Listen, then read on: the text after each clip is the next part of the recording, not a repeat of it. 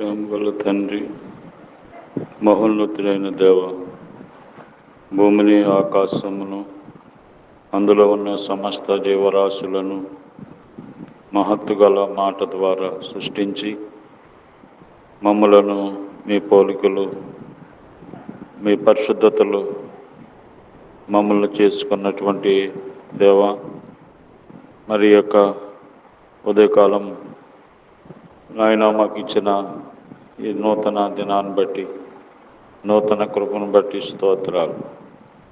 రాత్రంతా కాపాడి మా ఆయుష్ని మా దినాలు పొడిగించి మరి ఇచ్చినటువంటి శుభదినాన్ని బట్టి మిమ్మల్ని స్తుతిస్తున్నాం దేవా. మరి ఒకప్పుడైతే ఈ లోకంలో సృష్టికర్తవైన జీవం గల దేవుడవైన మిమ్మల్ని తెలుసుకోక అజ్ఞానంలో అంధకారంలో నశించిపోతున్న మమ్మలను మీరు జ్ఞాపకం చేసుకున్నారు ప్రభా. మరి భూమి మీద ఎందుకు పుట్టామో, ఎందుకు బ్రతుకుతున్నామో, ఈ బ్రతుకు తర్వాత ఏముందో తెలియనటువంటి స్థితిలో జీవించాం. అలాంటి మమ్మలను మా కళ్ళు తెరిపించి వ్యర్థమైన వాటిని విడిచిపెట్టి నీ వైపు తిరిగి నాయన మీలో ఉన్న సంతోషం, ఆనందం, పాపక్షమాపణ, నిత్య జీవాన్ని, ఆయన నిత్య సంతోషం మీరు మాకు ఇచ్చారు. మరి తండ్రి, మేము నీ బిడ్డలుగా, మీరు మా తండ్రిగా, మా సృష్టికర్త అయిన దేవుడుగా ప్రతిరోజు ప్రతి నిమిషం కూడా మీతో మాట్లాడి మీ మాటలు విని భాగ్యం ఇచ్చినందుకు స్తోత్రాలు నాయన. మరి యొక్క దినం మాకు కావలసిన వర్తమానం దయచేయండి.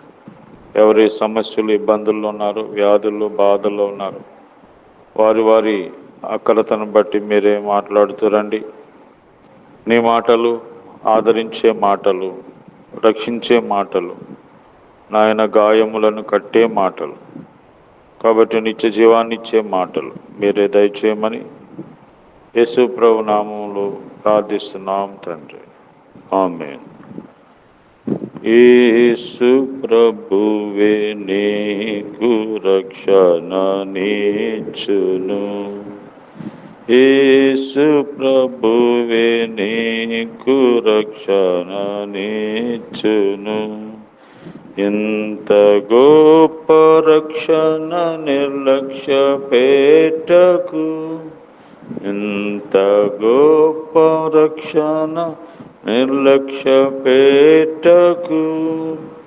యేసు ప్రభువే నీకు రక్షణ నీచును, యేసు ప్రభువే నీకు రక్షణ నీచును, యేసు ప్రభువే నీకు రక్షణ నీచును. ఇంత గొప్ప రక్షణ నిర్లక్ష్య పెట్టకు, ఇంత గొప్ప రక్షణ నిర్లక్ష్య పెట్టకు. యేసు ప్రభువే నీకు రక్షణ నీచును. ఈ దినము దేవుడు మన కొరకు సిద్ధపరిచిన వాక్య భాగము జకరియా గ్రంథము 2వ అధ్యాయము 10వ వచనం. సియోను నివాసులారా, నేను వచ్చి మీ మధ్య నివాసము చేతును, సంతోషముగా ఉండి పాటలు పాడుడి, ఇదే యెహోవా వాక్కు. దేవుడు తన ప్రజలైన వారి మధ్యకి వచ్చి ఆయన నివాసం చేస్తానని వాగ్దానం ఇస్తూ ఉన్నారు. కనుక సృష్టికర్త అయిన దేవుడు మన మధ్యన నివాసం చేసినప్పుడు మనం ఎలాగుంటాం? మొదటిగా దేవుడే మన మధ్యకు వచ్చి, మనలోకి వచ్చి నివసించినప్పుడు సంతోషంగా ఉంటాం. దేవుడు లేకుండా ఏ మానవుడు సంతోషంగా ఉండలేడు. అందుకనే మరి కనిపించని దేవుడి భూలోకానికి యేసు అని పేరుతో ఇదిగో ప్రజలందరికీ కలుగుబో మహా సంతోషకరమైన సువర్తమానం, ఓ జాతికి కాదు, ఓ కులానికి కాదు, ఓ మతానికి కాదు, భూమి మీద దేవుడు జన్మనిచ్చిన ప్రతి మనిషికి సంతోషం ఏంటంటే నిన్ను పుట్టించిన దేవుడు యేసు అని పేరుతో ఈ లోకానికి వచ్చాడు. ఆయన నీలోకి వస్తే నీకు సంతోషం. కాబట్టి ఆయన మన మధ్యన నివసించినప్పుడు మనలో కలిగే మొదటి మేలు ఏంటనగా సంతోషంగా ఉంటాం. కాబట్టి సంతోషంగా ఉండుట మహాభాగ్యం. ఈ సంతోషం ఎవరు ఎక్కడా దొరకదు. నిజమైన సంతోషం, ఆత్మలో సంతోషం, హృదయంలో సంతోషం దేవుడిలో ఉంటేనే వస్తుంది. కాబట్టి డబ్బు వలన సంతోషం ఉండదు. ఈ లోకంలో నీకున్న ఘనతలు, మరి ఇంకా ఏమైతే పేరు ప్రతిష్టలు, దేని వలన కూడా నీకు సంతోషం కలగదు. కేవలము దేవుడు నీలోకి రావడానికి వచ్చి నివాసం చేసినట్లయితే సంతోషం. రెండవదిగా మనం చూసినట్లయితే మరి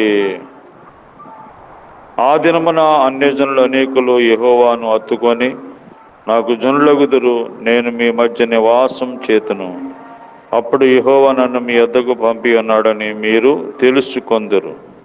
సాక్ష్యం, దేవుడు మన మధ్య ఉన్నప్పుడు సాక్షులుగా మనం జీవిస్తాం. దేవునికి సాక్షులుగా మనం జీవిస్తాం. కాబట్టి ఆయన సాక్షులుగా మనం జీవించాలని దేవుడు మన దగ్గరకు వచ్చాడు, మనలోకి వచ్చాడు, మనల్ని రక్షించుకున్నాడు. కాబట్టి సజీవమైన సాక్ష్యము ఈరోజు ఆయన యందు శ్వాసం ఉంచిన వారే సాక్షులుగా ఉంటారు. మూడవదిగా మనం చూసినట్లయితే 8వ అధ్యాయము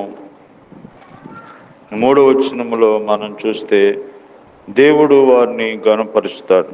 దేవుడు మన మధ్యలోకి వచ్చినప్పుడు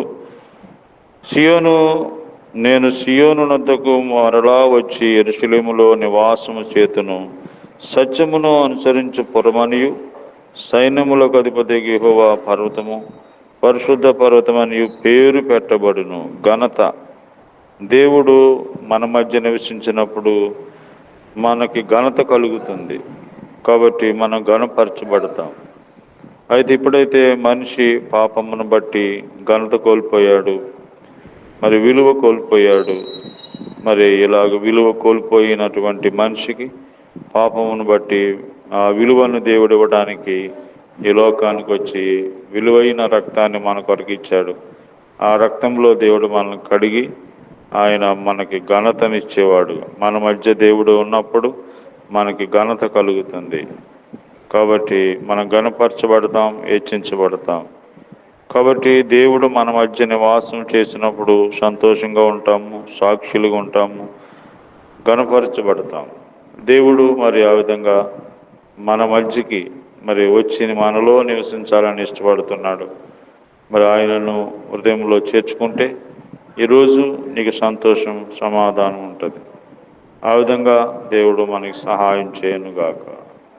ప్రేమగల ప్రభా, నేను మీ మధ్యకు వచ్చి నివాసం చేస్తానని వాగ్దానం ఇచ్చారు.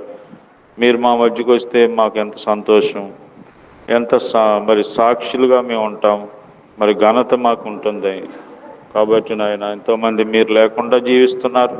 వారితో మాట్లాడి వారు మిమ్మల్ని అంగీకరించే వారుగా వారిలో కార్యం జరిగించండి. మా దేశము, రాష్ట్రము, గ్రామ ప్రజలు, అధికారులు అందరి కొరకు ప్రార్థన చేస్తున్నాం.